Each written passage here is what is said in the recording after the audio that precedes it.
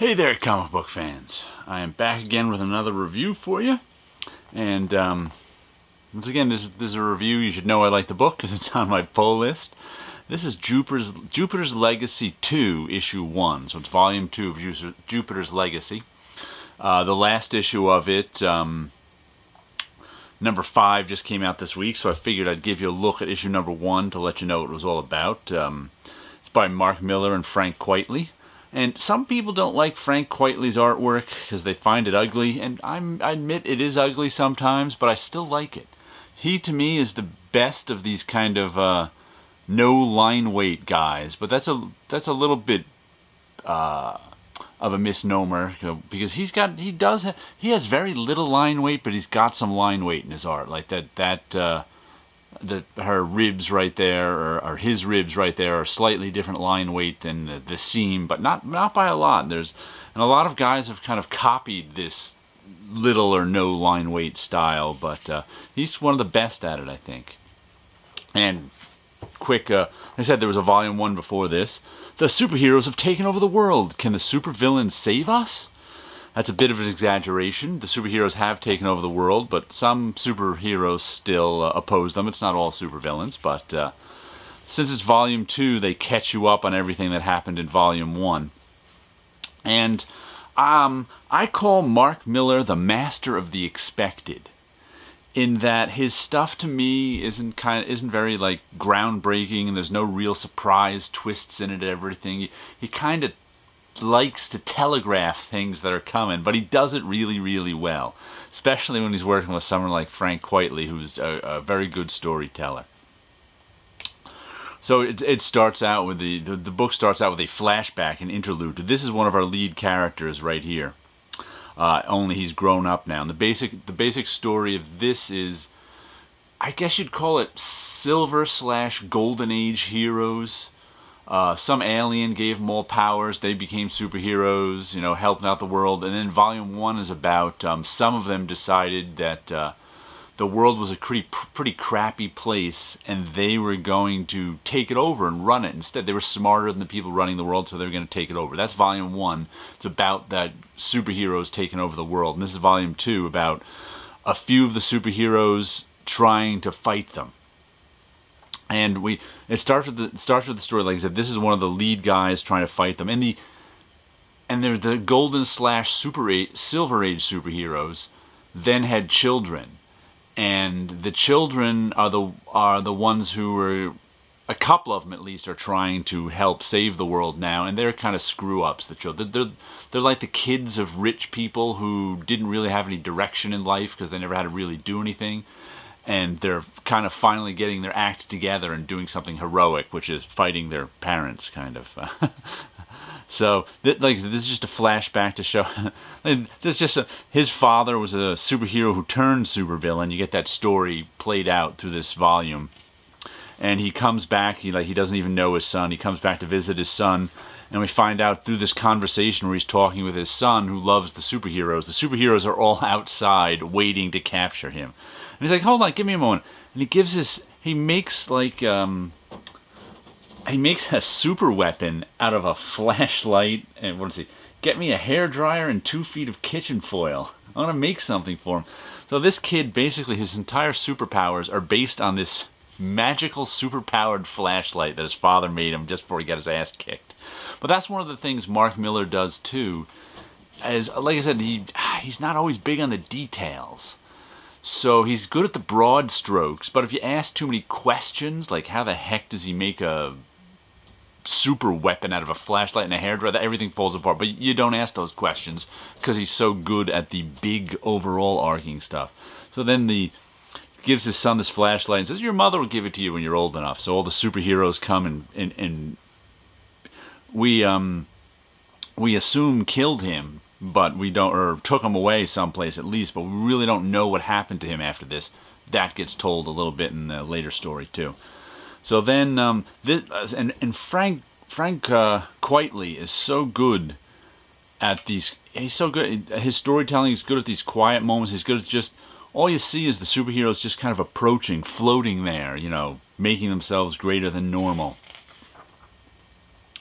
And then of course we get to an action scene where this is him all grown up for the superhero. He's trying to rescue one of these super villains who's on his way to jail. And then, like it, he also does incredibly silly things like this. Like all of a sudden his magic flashlight doesn't work, and he's got to kick these guys' ass and run to the near. Once again, this type of Frank Quitely makes you believe everything that's happening. His drawing is so good, and like even that kick right there has a lot of force to it. His leaping off, but the story itself, he's got to run to the nearest airport as these guys are shooting at him and find batteries to make his magic flashlight working. So he does, there's some silly stuff in it like that, but they pull it off so well. I mean, even just him running through the airport is Quitely is really good at gesture drawing, so that when there's someone running through an airport, you believe he's running. All of a sudden, this huge force moving across, and you believe he's flying through the air. I mean, he's got such subtlety to his drawing where he's, you believe a guy's screwing in a flashlight there. And even, his close-ups on the face, despite the fact that he's only using a few little lines, he captures a lot in one face. So, like I said, he's one of the better, and once again, he's using mostly the grid, not a lot of full bleeds.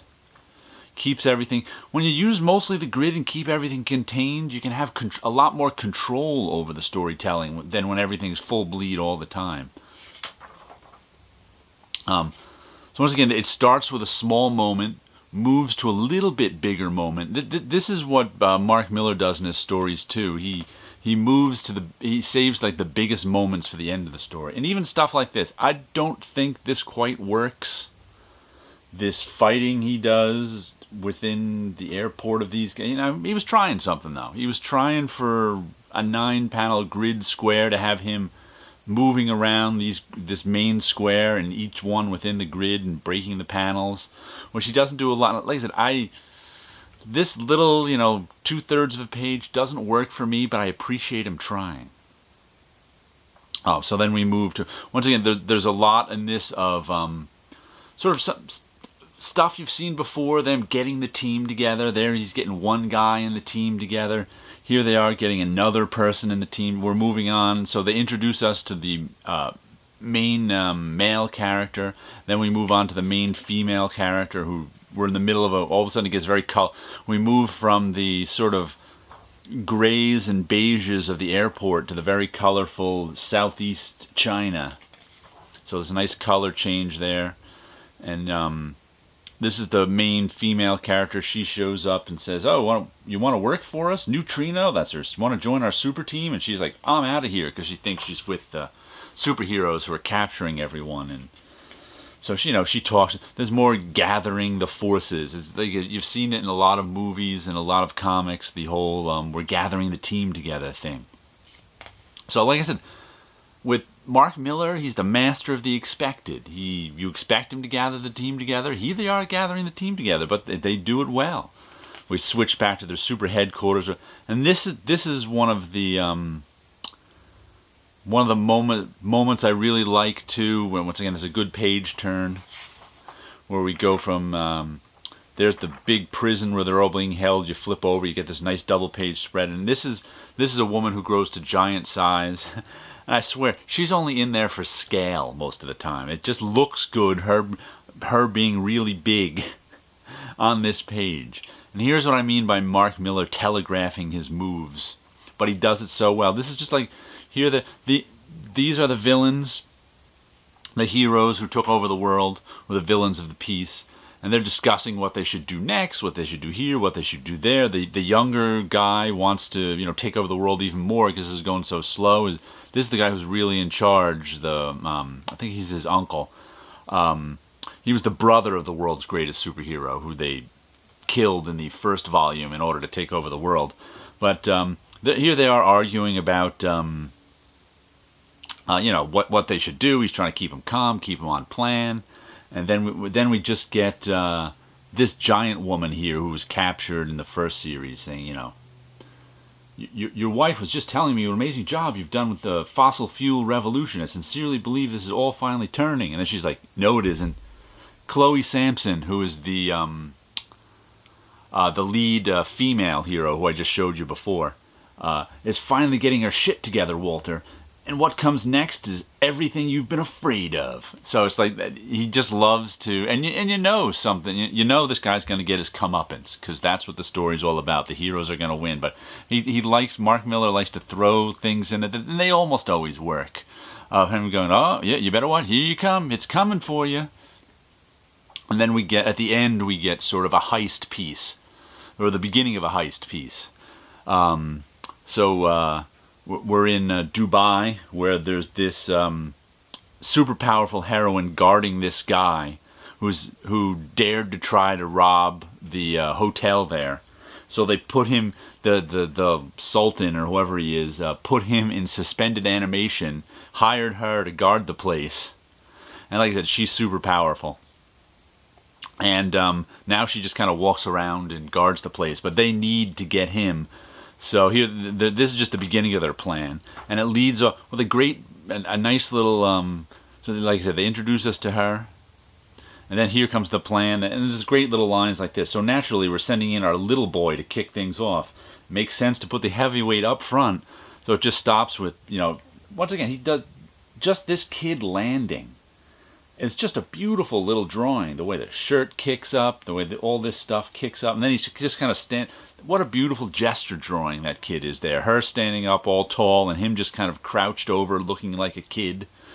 I can't say enough about how much I like Frank Quitely's storytelling and his gesture drawing. Like I said, his art does kind of get ugly at times. You can't really describe it as pretty. I mean, if you look at those eyes on her, those are not pretty eyes. Those are just eyes. And same with him. That is not a pretty face up there that he's got. But the drawing itself is interesting and always well done. Like I said, I love this page turn here where, we set the scene. You can see this is the kid landing. They're talking about it. He lands.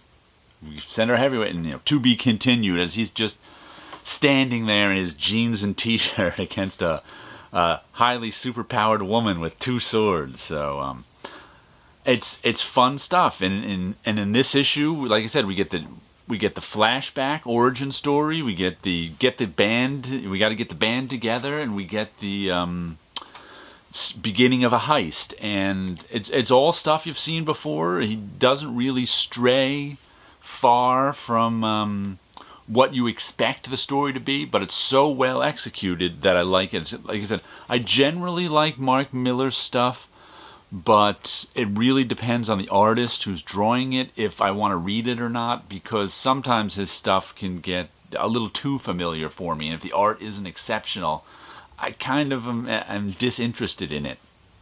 But with this one, I'm very interested in.